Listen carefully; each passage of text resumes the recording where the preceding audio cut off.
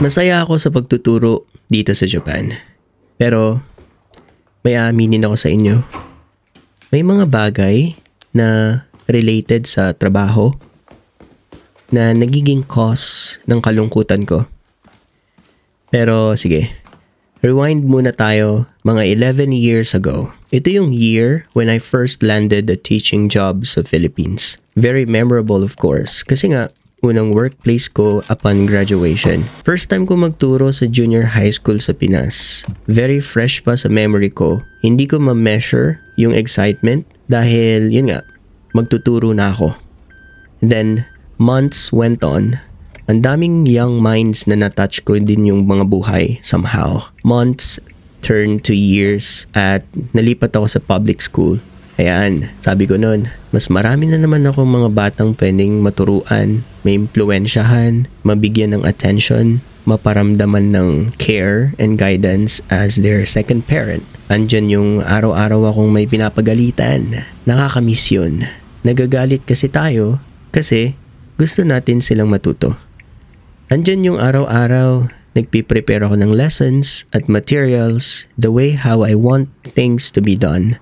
Kasi bukod sa yun yung teaching style ko, yun din ang alam kong need ng mga students ko. Andyan din yung anytime pwede mo makausap yung mga bata off the classroom discussions. Yung napapakinggan ko yung mga personal stories nila, mga problems nila sa bahay, love life, sa mga kaibigan, at sa mga marami pang bagay na involve ang bata.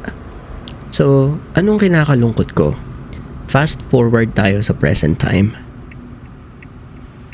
Nakakalungkot na lahat ng yan hindi ko nagagawa dito sa trabaho ko dito sa Japan. Yes, aaminin ko, dinala ko dito yung pagiging teacher ko sa Pinas.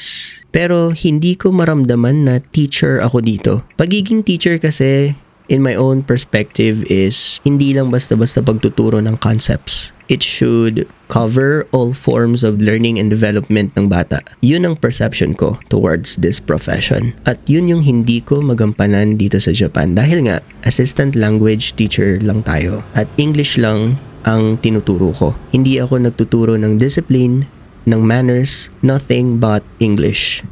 Mostly, inside the classroom lang yung interaction ko sa mga bata. Kung meron man akong interaction, very minimal lang. Break time in the morning for 15 minutes. Swerte pa kapag wala akong meeting with the Japanese teacher. O kaya, after lunch, yun nga, swertehan din kung hindi ako busy na magpiprepare for my afternoon classes. At saka, bukod sa minimal lang yung interaction, very shallow lang din yung topic kasi nga madalas yung mga basic lang between you and your students for privacy reasons. Shallow lang yung topic na madalas mapag-usapan between you and your students, between you and your colleagues kasi nga may language barrier, may cultural differences, dapat sensitive tayo sa topics, may restrictions dahil nga foreigner tayo sa bansa nila.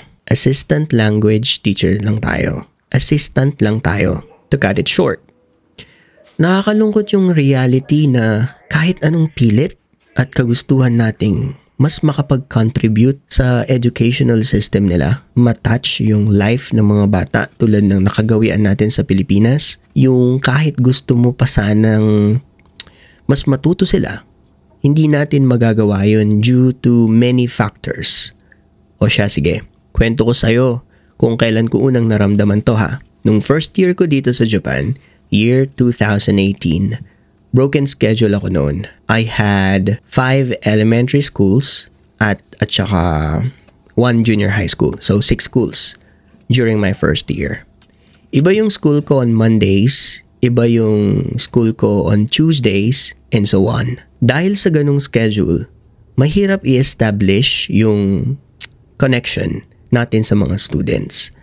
Kahit na rin sa mga Japanese teachers, of course. Kasi nga, needless to say, mabubuo lang yung harmonious working relationship with teachers and connection with students if such is built upon time and exposure. Diba? Dapat meron kayong exposure, engagement. Dapat enough. So, yun. Napansin ko, yung mga students ko, sobrang hype nila kapag English time, na-absorb nila agad yung lessons or yung lesson goal for the day. Sadly, just for the day. Next meeting, parang hindi na ulit kami magkakakilala. Need na ulit i-regain yung interest and attention nila sa activity. Kasi nga, once a week lang yung English schedule namin. At dahil broken schedule pa ako nun, may mga times na once a month ko lang sila nami-meet. Diba? Sabi mo yun, pinakamadalas na yata yung twice a month at some schools ko noon. Do you see what I'm trying to imply here? Nakakalungkot yung fact na hindi tayo makapag-build ng tighter bond with them dahil sa nature ng schedule na aspect ng job itself. Nakakalungkot yung hindi mo ma-monitor yung learning growth nila kasi nga you can't be there with them all the time. Nakakalungkot yung hindi mo mabasa agad yung ugali ng teaching partner mo kasi nga hindi sapat yung chance para magkakilanlan kayo ng teaching strategy. Nakakalungkot yung ang tagal mong matansya kung anong type of activities ang effective sa isang group of students dahil minsan-minsan nga lang kayo mag-meet, 'di ba? Hindi mo sila ma-assess ng tama. Hindi mo sila ma-measure ng sakto kung anong type of learner sila. Kulang yung oras, kulang yung exposure, kulang yung interactions. Ang dami ko pang gustong ikwento pero puputulin ko na lang muna dito. Basta, ang daming hindi magawa ng isang assistant teacher dito sa Japan. Hindi pwede dahil hindi pwede.